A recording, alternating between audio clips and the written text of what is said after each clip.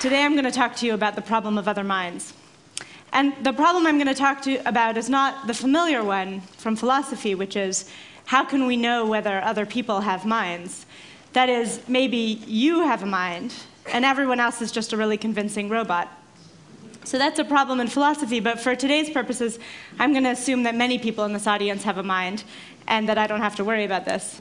There's a second problem that's maybe even more familiar to us as parents and teachers and spouses and novelists, which is, why is it so hard to know what somebody else wants or believes?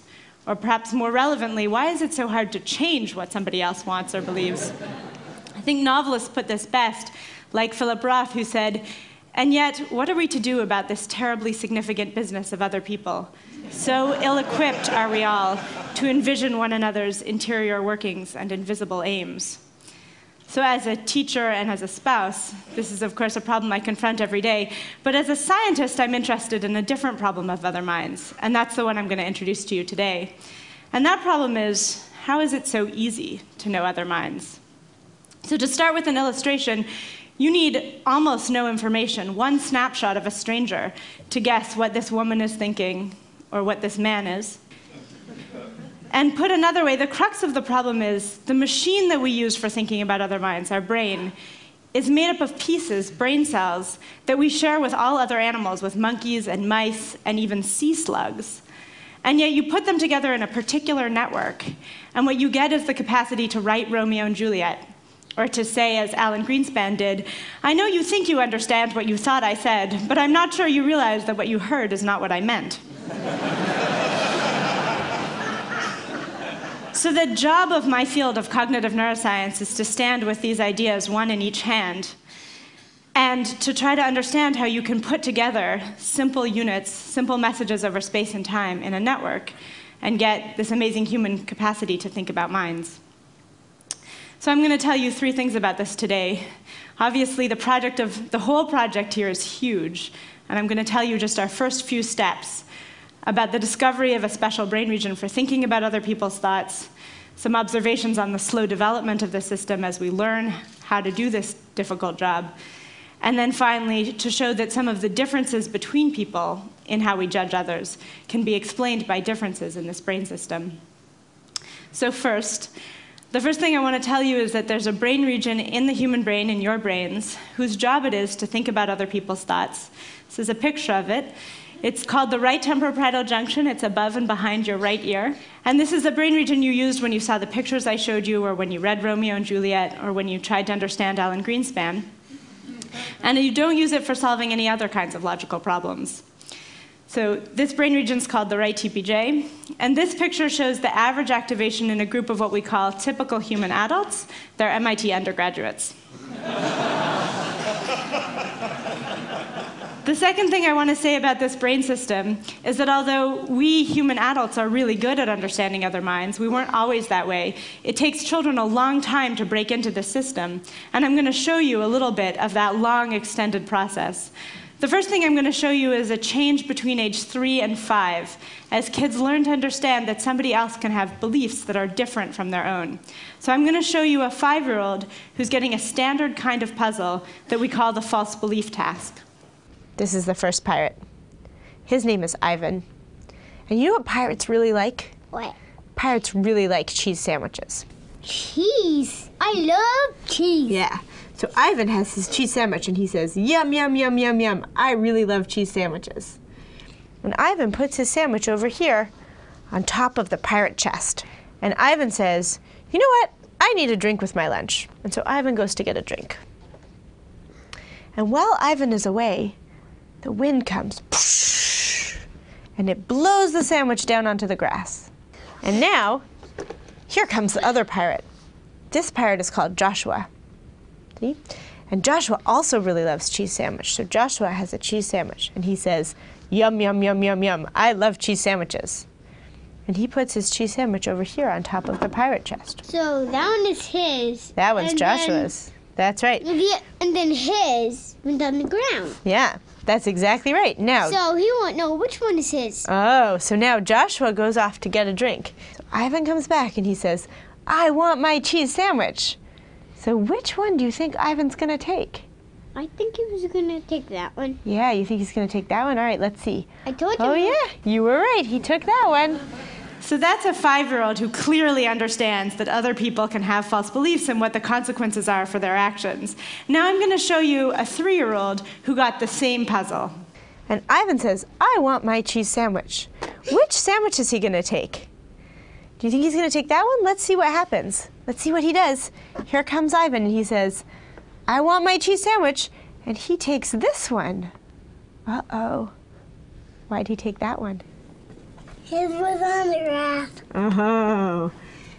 So the 3-year-old does 2 things differently. First, he predicts Ivan will take the sandwich that's really his. And second, when he sees Ivan taking the sandwich where he left his, where we would say he's taking that one because he thinks it's his, the 3-year-old comes up with another explanation. He's not taking his own sandwich because he doesn't want it because now it's dirty on the ground. So that's why he's taking the other sandwich.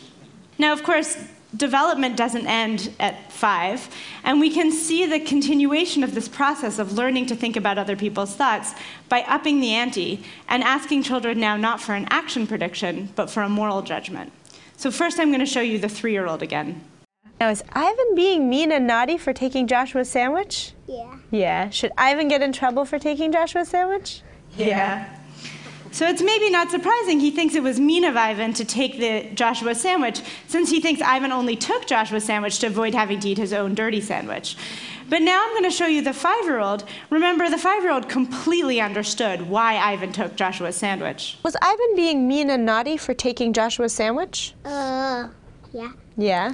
And so it's not until age 7 that we get what looks more like an adult response. Should Ivan get in trouble for taking Joshua's sandwich? No, because the wind should get in trouble. He says the wind should get in trouble for switching the sandwiches. And now what we've started to do in my lab is to put children into the brain scanner and ask what's going on in their brain as they develop this ability to think about other people's thoughts. So the first thing is that in children we see the same brain region, the right TPJ, being used while children are thinking about other people. But it's not quite like the adult brain. So whereas in the adults, as I told you, this brain region is almost completely specialized. It does almost nothing else except for thinking about other people's thoughts. In children, it's much less so when they're age 5 to 8, the age range of the children I just showed you. And actually, if we even look at 8 to 11-year-olds getting into early adolescence, they still don't have quite an adult-like brain region. And so what we can see is that over the course of childhood and even into adolescence, both the cognitive system, our mind's ability to think about other minds, and the brain system that supports it are continuing slowly to develop. But of course, as you're probably aware, even in adulthood, people differ from one another in how good they are at thinking of other minds, how often they do it, and how accurately. And so what we wanted to know was, could differences among adults in how they think about other people's thoughts be explained in terms of differences in this brain region? So the first thing that we did is we gave adults a version of the pirate problem that we gave to the kids, and I'm going to give that to you now. So Grace and her friend are on a tour of a chemical factory, and they take a break for coffee, and Grace's friend asks for some sugar in her coffee. Grace goes to make the coffee and finds by the coffee a pot containing a white powder, which is sugar. But the powder is labeled deadly poison. So Grace thinks that the powder is a deadly poison, and she puts it in her friend's coffee. And her friend drinks the coffee and is fine. How many people think it was morally permissible for Grace to put the powder in the coffee? Okay, good. So we ask people, how much should Grace be blamed in this case, which we call a failed attempt to harm? And we can compare that to another case where everything in the real world is the same. The powder is still sugar. But what's different is what Grace thinks. Now she thinks the powder is sugar. And perhaps unsurprisingly, if Grace thinks the powder is sugar and puts it in her friend's coffee, people say she deserves no blame at all. Whereas if she thinks the powder was poison, even though it's really sugar, now people say she deserves a lot of blame, even though what happened in the real world was exactly the same. And in fact, they say she deserves more blame, in this case, the failed attempt to harm, than in another case, which we call an accident, where Grace thought the powder was sugar because it was labeled sugar and by the coffee machine, but actually the powder was poison. So even though when the powder was poison, the friend drank the coffee and died, people say Grace deserves less blame in that case, when she innocently thought it was sugar, than in the other case where she thought it was poison and no harm occurred. People, though, disagree a little bit about exactly how much blame Grace should get in the accident case. Some people think she should deserve more blame and other people less. And what I'm going to show you is what happened when we look inside the brains of people while they're making that judgment. So what I'm showing you from left to right is how much activity there was in this brain region, and from top to bottom, how much blame people said that Grace deserved. And what you can see is on the left, when there was very little activity in this brain region, people paid little attention to her innocent belief and said she deserved a lot of blame for the accident. Whereas on the right, where there was a lot of activity, people paid a lot more attention to her innocent belief and said she deserved a lot less blame for causing the accident. So that's good, but of course, what we'd rather is have a way to interfere with function in this brain region and see if we could change people's moral judgment. And we do have such a tool. It's called transcranial magnetic stimulation, or TMS. This is a tool that lets us pass a magnetic pulse through somebody's skull into a small region of their brain and temporarily disorganize the function of the neurons in that region. So I'm going to show you a demo of this. First, I'm going to show you that this is a magnetic pulse, I'm going to show you what happens when I put a quarter on the machine. When you hear clicks, we're turning the machine on.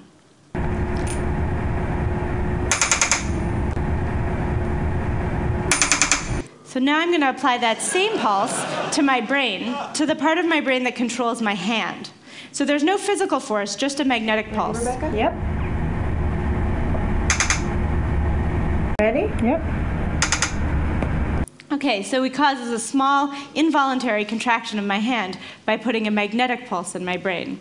And we can use that same pulse, now applied to the RTPJ, to ask if we can change people's moral judgments. So these are the judgments I showed you before, people's normal moral judgments. And then we can apply TMS to the RTPJ and ask how people's judgments change. And the first thing is people can still do this task overall. So their judgments of the case when everything was fine remain the same. They say she deserves no blame. But in the case of a failed attempt to harm, where Grace thought that it was poison, although it was really sugar, people now say it was more okay, she deserves less blame for putting the powder in the coffee. And in the case of the accident, where she thought that it was sugar, but it was really poison and so she caused a death, people say that it was less okay, she deserves more blame. So what I've told you today is that people come actually especially well equipped to think about other people's thoughts. We have a special brain system that lets us think about what other people are thinking. This system takes a long time to develop, slowly throughout the course of childhood and into early adolescence. And even in adulthood, differences in this brain region can explain differences among adults in how we think about and judge other people. But I want to give the last word back to the novelists and to Philip Roth, who ended by saying, "The fact remains that getting people right is not what living is all about anyway. It's getting them wrong that is living, getting them wrong and wrong and wrong, and then on careful reconsideration, getting them wrong again." Thank you.